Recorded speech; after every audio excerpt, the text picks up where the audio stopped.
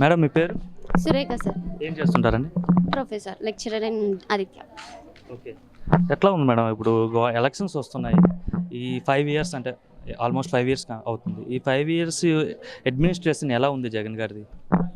చెప్పే పని లేదని నేను అనుకుంటున్నాను సార్. ఎందుకంటే అడ్మినిస్ట్రేషన్ లేదు, లేదంటే ఈ సంక్షేమము అభివృద్ధి అనేది లేదు అంటే మనం ఈరోజు మాట్లాడుకోం కదా. అంటే ఓన్లీ సంక్షేమం పేరిట పేదల అకౌంట్లలో డబ్బులు వేస్తున్నాడు తప్ప ఎక్కడ కూడా అభివృద్ధి లేదు. ప్రజలందరినీ సోమరిపోతులు చేస్తున్నాడు. ఎంప్లాయ్మెంట్ అంటే మెయిన్గా ఉపాధి ఎక్కడా లేదని చెప్తున్నారండి. ఉపాధి లేదు అనేది లేదు సార్. ఎందుకంటే ఇప్పుడు ఒక ఎగ్జాంపుల్ కింద క్యాంపస్ ప్లేస్మెంట్స్ తీసుకోవచ్చు. ఎంఓఎస్ 300 అబవ్ ఎంఓఎస్ వరకు సైన్ చేశారు. So that will leads to the employment. అంతే కదా సార్.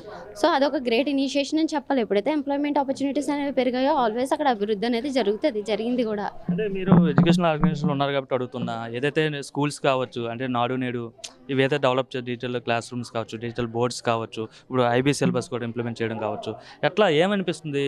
అంటే ఇప్పటివరకు కూడా ప్రతి ముఖ్యమంత్రి కూడా మెయిన్ అంటే 18 ఇయర్స్ అబోవ్ ఓట్ హక్కు ఉన్న వాళ్ళ కోసం ఏదో ప్రియారిటీ సంక్షేమం పేరిట ఏదో చేయడం కావచ్చు. కానీ ఈ గవర్నమెంట్లో జగన్మోహన్ రెడ్డి ముఖ్యంగా మెయిన్ ప్రియారిటీ ఎడ్యుకేషన్ పైన పెట్టడాన్ని ఎట్లా చూస్తారు? ఎడ్యుకేషన్ మీద ఎందుకు పెట్టారంటే ఒక పర్ఫెక్ట్ వరల్డ్ లేదంటే నేషన్ అనేది క్రియేట్ చేయాలి అంటే యూత్ అనేది చాలా అవసరం. ఆ యూత్ కూడా ఎలా ఉండాలంటే వెల్లీ నాలెడ్జ్డ్. అంతే కదా సార్. ఇప్పుడు ఐఏఎస్ ఐపీఎస్ వీళ్ళందరూ నాలెడ్జ్ పర్సన్స్. వాళ్ళ వల్ల ఒక సొసైటీ అనేది ఎలా చేంజ్ అవుతుందో రేపన్నాక మన యూత్ కూడా అక్కడ ఉండాలి. సో అక్కడ ఉండాలి అంటే ఫస్ట్ పునాది అనేది వాళ్ళకి ఎడ్యుకేషన్లోనే కదా పడుతుంది. దానికోసం ఎన్నో రెవల్యూషన్స్ అనేవి తీసుకొచ్చారు. ఇప్పుడు నాక్ గ్రేడ్ కంపల్సరీ అని ఇలాంటివన్నీ. దానివల్ల ఏమవుతుందంటే క్వాలిటీ ఆఫ్ ఎడ్యుకేషన్ అనేది చాలా ఇంక్రీజ్ అవుతుంది. ఏవైతే గ్రేడ్స్ సంపాదిస్తున్న కాలేజెస్ ఉన్నాయో అవి మాత్రమే ఇప్పుడు సస్టైన్ అయ్యి ఉంటున్నాయి. దానివల్ల ఇప్పుడు ఫర్ ఎగ్జాంపుల్ మమ్మల్ని తీసుకోండి, A++ లేదంటే A+ ఇలాంటి గ్రేడ్స్తో ముందుకు వెళ్తున్నాము అంటే ఒక క్వాలిటీ ఆఫ్ ఎడ్యుకేషన్ అనేది ప్రొవైడ్ చేస్తున్నారు. దానివల్ల బెనిఫిషియరీస్ ఎవరంటే students can create the better nation. అంటే మొదట్లో ఏదైతే ఇంగ్లీష్ మీడియం విద్య పెట్టారో అప్పుడు చాలా మంది కూడా అపోజ్ చేసిన పరిస్థితి. కానీ ఇప్పుడు కొంతవరకు వాళ్ళు కూడా తప్పు చేశామనే విధంగా ఈరోజు కనిపిస్తున్నట్టుగా సినారియో ఉన్నట్టుంది. అంతే సార్. మరి అపోజ్ చేసిన వాళ్ళే ఇప్పుడు వాళ్ళ పిల్లల్ని అదే స్కూల్స్లో జాయిన్ చేస్తున్నారు అంటే ఏంటి అర్థం? సో ఒకప్పుడు థింకింగ్ అనేది వేరేగా ఉంది. ఇప్పుడు ఒక రెవల్యూషన్ అనేది వచ్చాక దాన్ని అర్థం చేసుకుని అందరూ అదే బాటలో. మీ పేరు? జాయిస్. ఏం చదువుతున్నారు? Third year, degree third year. Okay. ఎట్లా ఉంది గవర్నెన్స్ అండ్ గవర్నమెంట్?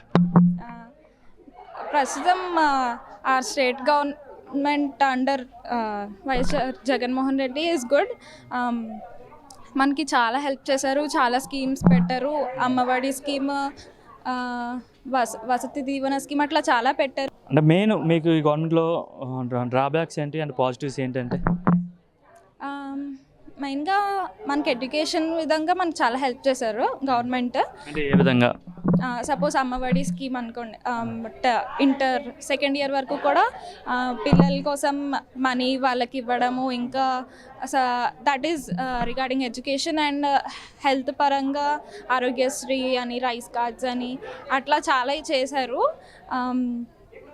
ఇంకా మనకి చాలా బెనిఫిట్స్ అయితే ఉన్నాయి. We are not in a position to talk about the disadvantages of other people. We are not anyone to judge. మీకు ఎవరు మరలా సీఎం కావాలనుకుంటున్నారు మీరు? నేను జగనే రావాలనుకుంటున్నాను. జగన్ అంటే he's trying to help everyone.